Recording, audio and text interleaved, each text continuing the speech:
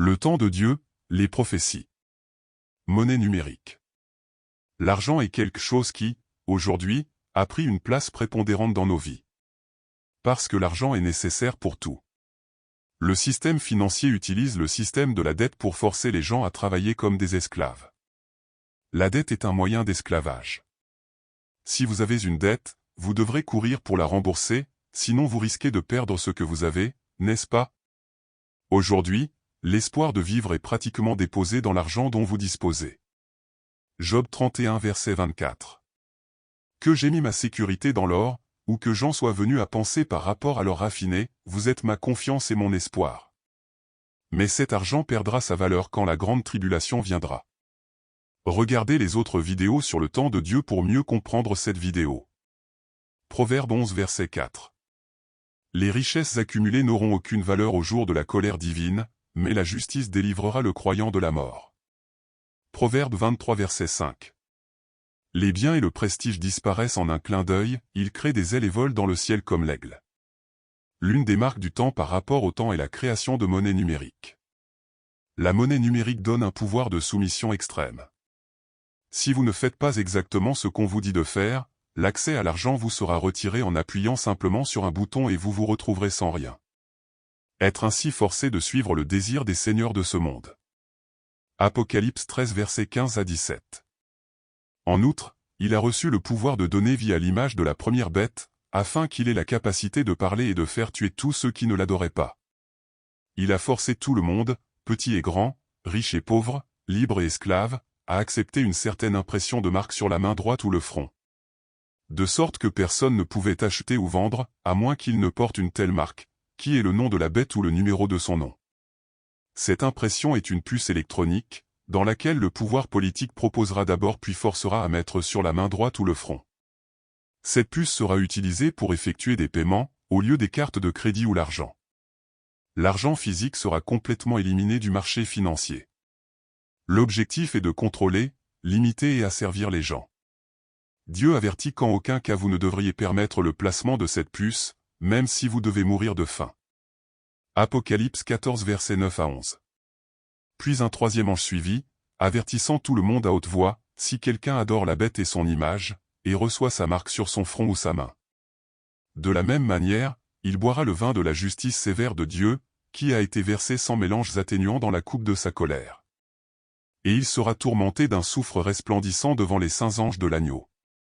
Et la fumée de son affliction sera expirée pour toujours et à jamais. Pour tous ceux qui adorent la bête et son image, et pour ceux qui reçoivent la marque de son nom, il n'y aura pas de repos, jour et nuit sans cesse. Mais le système financier prendra fin. Le système financier mondial s'effondrera. Matthieu 6 verset 19. N'accumulez pas d'autres trésors dans la terre, où la mite et la rouille détruisent, et où les voleurs s'introduisent pour voler. Daniel 2 verset 28. Cependant, il y a un Dieu dans les cieux qui est capable de révéler tous les mystères. C'est Dieu qui a montré au roi Nebuchadnezzar ce qui se passera dans les derniers jours. Daniel 2 versets 31 à 35. Ô roi, voici, tu as regardé et vu devant toi une grande statue. Et dans sa vision, cette statue était énorme et impressionnante. Il se tenait devant vous et il avait l'air terrible. La tête de la statue était en or pur, la poitrine et le bras étaient en argent, le ventre et les hanches étaient en bronze. Les jambes étaient en fer, et les pieds étaient en partie en fer et en partie en argile. Alors que vous regardiez toute la statue, une pierre s'est détachée, sans l'aide des mains, a frappé la statue sur les pieds de fer et d'argile et les a brisés. Puis le fer, l'argile, le bronze, l'argent et l'or tombèrent, brisés.